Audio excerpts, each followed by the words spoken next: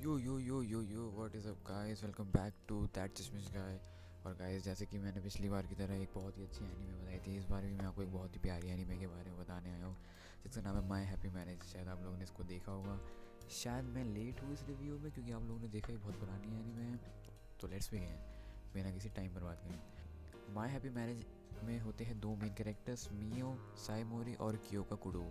ये एक एनीमे है जिसमें जो कि प्लेस हुई है 19th सेंचुरी में, मीजी एरा में।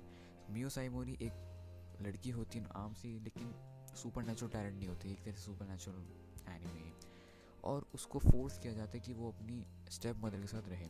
लेकिन जब मियो जो होती है, जब वो अपनी मैरिजेबल एज में आती है, जब उसकी शादी की एज हो जाती है, तो उसे उसकी होप्स होती है कि शायद उसे कोई अच्छा लड़का मिले। बट उसकी स्टेप मदर जो होती है इतनी क्रूल होती है, क्योंकि अगर आप लोगों ने सिंड्रेला देखी होगी तो सेम टू सेम ही वैसी है, बट एक एनिमे वर्जन में, बट बहुत ही अच्छा वर्जन है ये। तो उसकी जो स्टेप मदर होती है वो एक कोशिश करती है कि उसे एक ऐसा हस्बैंड दे, फियोन्से दे, कि ताकि वो उसे ट्रीट गलत करे। तो इस बीच में हमारे मेन लीड यानी कि जो हीरो है वो आते हैं कियोका कुडो, एक कमांडर होते हैं बहुत ज़्यादा कोल्ड क्रूअल्टी के साथ भरे हुए। ऐसा उनकी जो पिछली ब्राइड्स उन्होंने बताया जिनके साथ वो सिर्फ 3 दिन रहते हैं, उसके बाद वो सारी ब्राइड्स उनकी जितनी भी फियोन्से होती है वो भाग जाती है। तो बिना किसी घर ना जाने वापसी के प्रॉब्लम की वजह से मियो को उनके साथ शादी तय कर दी जाती है। वो उनके साथ शिफ्ट हो जाती है, वहाँ रहने लगती है, सब कुछ नॉर्मल चल रहा होता है। वो भी उसे ऑर्डर एक तरह से उसका पालन कर रही होती है, कि जैसे वो उन्हें बो करती है, उनके सामने झुक जाती है जब भी वो आती है, जब भी वो आते हैं। सॉरी, बोला जाता है कि वो जो उनके जो टू बी हस्बैंड है वो मॉन्स्टर होते हैं, बट ऐसा उसको एक्सपेक्ट लगा, बट ऐसा कुछ नहीं होता। तो जो माय हैप्पी मैरिज है एक तरह से सुपर नेचुरल रोमांटिक एनिमे, जैसे कि मैंने आपको बताया, जिसमें मियो साइमोरी है। और बहुत क्रिटिसाइजेशन फेस करा है स्टार्टिंग में, बट लेकिन जब उसकी शादी हो जाती है तो उसे पता चलता है कि उसमें भी स्पेशल एबिलिटीज़ हैं। बट क्या वो कब पता चलता है मैं आपको बताऊंगा बहुत जल्दी।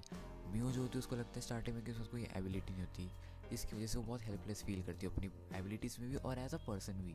तो उसकी जो वर्ल्ड होता है यानी इसका जो दुनिया होती है वो तब थोड़ी उलट पुलट होती है जब उसे पता चलता है कि उसके पास भी सुपर नेचुरल एबिलिटी है, जिसको बोला जाता है ड्रीम साइड, जो कि उसे सुमी साइमोरी से मिली, जो कि यानी उसकी मदर है, लेट मदर, जिसने सील कर रखा था। अब मैं आपको बताऊँ क्या, पहले तो मैं आपको बताता हूँ कि ड्रीम साइट है क्या। मियो को जो है बहुत ज़्यादा ही स्ट्रेसफुल और डरावने सपने आते हैं, जिस वजह से जो ड्रीम एबिलिटी वो उसका पार्ट रहा है हमेशा से।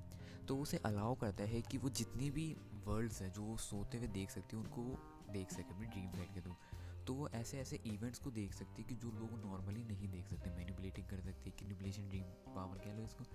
तो ये इसके लिए बहुत ज़्यादा ही ऑड हो जाता है कि यार ये है ऐसे क्यों होती, क्योंकि ये जो एबिलिटी होती है ये ग्रोस्टिक्वेस के पास होती है, ये एम की जाती है उनके बताते हैं। तो ऐसी एबिलिटी की वजह से जो मियो है वो बहुत ज़्यादा ही पावरफुल हो जाती है, क्योंकि वो उसोबा ब्लड लाइन। अब यहाँ पे जो है ड्रीम साइड वो इतनी इंपॉर्टेंट क्यों है, अब मैं आपको देखो भाई इतनी इंपॉर्टेंट क्यों है। क्योंकि उसुबा ब्लड लाइन जो है सिर्फ वो ही हो सकती है, फीमेल्स हो सकती है उसमें जो ये ड्रीम साइड के साथ पैदा हो सकती है, यानी टेलीपैथी होती है लड़कियों के पास एक। तो इसलिए ये बहुत ज़्यादा पावरफुल होती है कि इसमें आप तो आप इसका अच्छा इस्तेमाल कर सकते हो या फिर बहुत ही बुरा। अब जो मियो की एबिलिटी होती है वो सील्ड होती है उसकी मदर के थ्रू, क्योंकि सुमी जो इसकी मदर होती है वो इसको सील कर देती है, जो कि इसके ग्रैंडफादर ने बोला होता है, योशिरो उसावा ने। इस वजह से एक मैरिज प्रपोजल आता है उसावा के पास साइमोरी फैमिली यानी कि जो हमारी जो मियो है उसके फादर की फैमिली की तरफ से। ये बोला जाता है कि अगर वो उसके शादी करवा लेंगे सुमी की उसके फादर के साथ, तो वो डेप्ट पे कर देंगे। क्यों का तो उन्हें टॉर्चर हो रहे होते इविल स्पिरिट, क्योंकि वो एक दूसरी वर्ल्ड में चले जाते हैं, अपसाइड वर्ल्ड में। तो यहीं पे वो मियो आ जाती है और वो ओवरकम करती है एक दूसरे का पेन। और यहीं पे क्यो का जो होते हैं वो हेल्प करते हैं, अंडरस्टैंडिंग दोनों के बीच में बन जाती है और एक ब्रिज बनता है फिर वहीं पे, ताकि वो एक रियल वर्ल्ड में सेफली वापस जा सके। इसी वजह से मियो और क्यो की लव स्टोरी बहुत ज़्यादा ही प्यारी है। तो गाइस यही थी माय हैप्पी मैरिज की स्टोरी। मैं रिकमेंड करूँगा आप लोग को ये देखना, बहुत अच्छी एनीमे है। और मुझे कमेंट्स में बताओ कैसी लगी मेरी वीडियो। मेरे चैनल को सब्सक्राइब करो, हमारा एम है 5 सब्सक्राइबर का। आप लोगों का बहुत बहुत थैंक यू। 3 सब्सक्राइबर हो गए, ऐसे ही बढ़ाओ, 2 सब्सक्राइबर और 5, और फिर ऐसे धीरे धीरे हम अपना एम बढ़ाएंगे। Thanks for watching.